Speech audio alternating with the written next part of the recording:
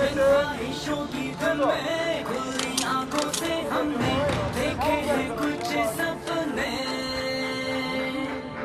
अब है हमारी बारी कौम की जिम्मेदारी कांधों पे है अपने चलो कुछ कर ले अपने आप के लिए हम हैं तैयार इनके नाम के लिए